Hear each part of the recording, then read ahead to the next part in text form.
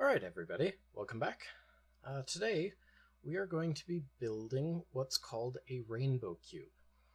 Now this is going to be fairly, not complicated.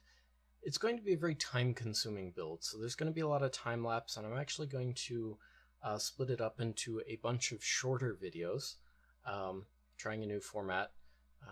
Let me know what you think at the end of it all when I'm done. But basically, this is a cube that has a whole bunch of these fancy-looking LEDs, and we'll talk about those in just a minute. And it's got a series of grids here, so we've got 4 grids of 4x4 LEDs, so that's 16 LEDs per grid, and there's 4 of those. So my brain is failing me here. 4 times 16 twice is 32. 64 LEDs. So we've got 64 LEDs on this thing. And it's all arranged into a cube that we're going to build out of these PC boards and all of this stuff. And ultimately the whole thing is going to be controlled by a Arduino type thing that's actually called a RainbowDuino. RainbowDuino. Good lord, these things are hard to pronounce. But that's what the RainbowDuino board looks like. And I'll show you how to program and set this up at the end of it. But that's step 435, and we haven't even started step 1. So these LEDs, first time I had ever seen something like this. So I figured I'd talk a little about them. These are common. These ones were common anode RGB LEDs. I'm gonna bring my power supply in here. I was playing around with this earlier to make sure it would work. But these come in 2 different forms. You can get them common cathode and common anode. These particular ones are common anode, which means that one of these pins is a positive lead, and the rest are the drain leads for the RG and B emitters inside the LED. So with a common anode, the longest pin is going to be the positive lead. Sometimes it's the negative lead. I wasn't too sure what these ones were, so I had to experiment a little bit. So we're going to go ahead and connect the positive power supply to that long LED there. And then I'm going to come in here with a resistor so that I don't overdrive the LED and show you how we go red and green and blue. And I can, make... Oh, it's not working. I probably put too much resistance here. But anyway, so that's how those LEDs work. Put the positive in the long lead, and then control the color of the LED by controlling the current flow out of the remaining pins. And in the case of this particular kit, it uses a really super complicated thing. Give me a moment here to look it back up. Adaptive pulse density modulation. That's pretty much all I know about it. It's witchcraft. It makes it so that you can control all of these LEDs using special pulse width modulation. It's insane and crazy and very cool. And thankfully, people far smarter than me have already written the code to run it. So all I need to do is put the libraries into my Arduino development environment, and then do whatever I want with it. So I can't honestly explain how it works, I just know that it does. So the first step of this process, and what we're going to be doing in the first video, is to solder these 64 LEDs onto these lattices? Lati? I'm not too sure what the plural of lattice is. maybe the plural of lattice is just lattice. And in this particular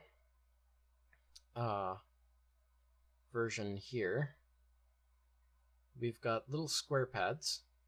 The square pads are where the longest LED, or the longest lead on this LED, the anode in the case of these ones, goes. And this is going to be a little challenging because the pads are actually a little bit wider than the leads. I wonder if they did that on purpose. I remember reading in the wiki that you stop, if you look at an LED, there's a little square spot here where they weld on the longer parts of the leads after the LED is constructed. So we're just gonna quickly, I'll do one of these rows on camera. Maybe I'll just do one LED on camera and then I'll do the rest in time lapse, and then we'll come back and conclude the video from that point, because I have to do a lot of this. I may actually only time lapse one of them. Anyway, I should have made all these decisions before I began filming, but yeah, I don't do these things. So here we go. We're just going to seat these LEDs just like this.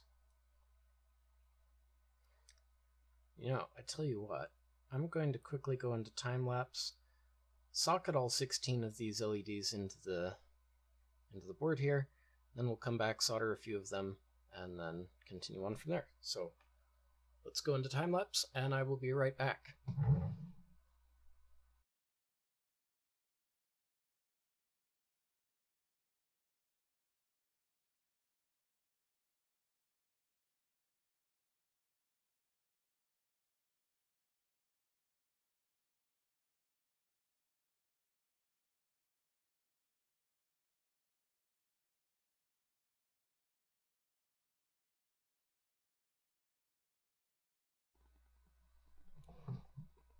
Alright, so we're back. I went ahead and did all 64 LEDs. They gave me a rather generous number of extra ones, which is good, because I decided to skip testing all of the LEDs, just owing to the fact that I couldn't figure out a really great way to test the four lead LEDs. And then as I was placing the last 4 LEDs, I came up with a great way to do it. So we're just gonna worry about that. Hopefully there won't be too many failed LEDs, and if there are, I've got 6 extras, so we've got plenty of extras. So we're just gonna set these ones off to the side there. Now, the way I'm going to solder these, because I am a little bit concerned about heat sensitivity with these LEDs, is, let me just grab my solder's all tangled up. Here we go. What I'm going to do is clean off and tin the tip of my soldering iron first. There we go. So what I'm going to do is go down the line like this and solder the first, solder the first lead on every LED, like so. Then I'm going to go back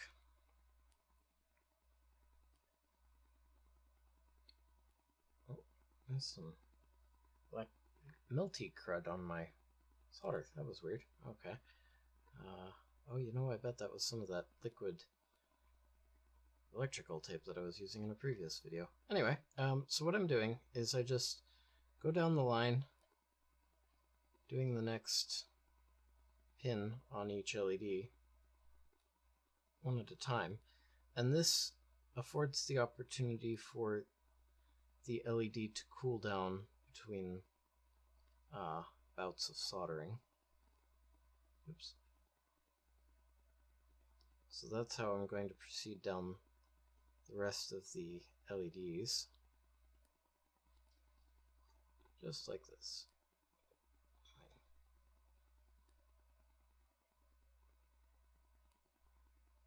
but my solder's getting a little long there.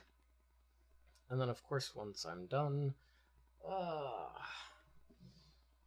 my diagonal cutters are back there on the table, so I won't worry about that now. But just do a quick inspect of the soldering joints. They're all nice and solid. And then I'm just going to continue down the line and do all 64 LEDs just like that. So we're going to go hop into time lapse here, and I will be right back.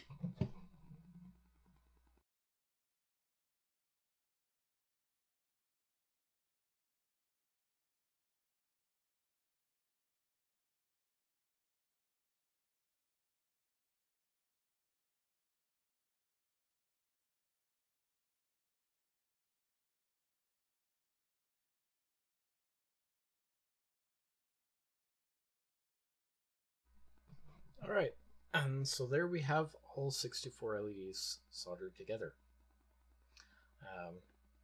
That actually wasn't too bad. It was a little tedious, but pardon me as I align them all in the right direction, like an OCD freak. That wasn't too bad. It actually seemed faster to solder them on than it was to actually insert them into the boards. So I'm going to go ahead and call the video there. I'll be doing a full series on this particular unit. So in the next stage, we'll be actually building the structure of the cube with these legs, and we'll see you then. Thanks for watching. Ask any questions you have in the comments below. Click here to subscribe, watch a neat video here, and we'll see you in the next video. Bye-bye.